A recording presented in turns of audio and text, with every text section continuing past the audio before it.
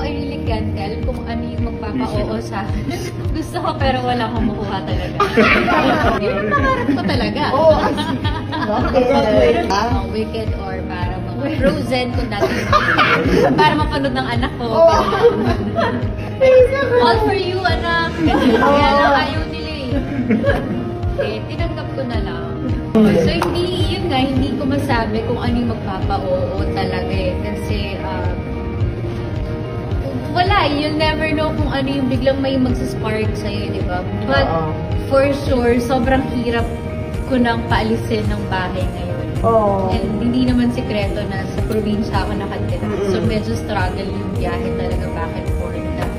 Nagtatrabaho ka every day or every other day, then hindi mo nakikita yung anak mo malayo sa'yo para kami nag-LDR.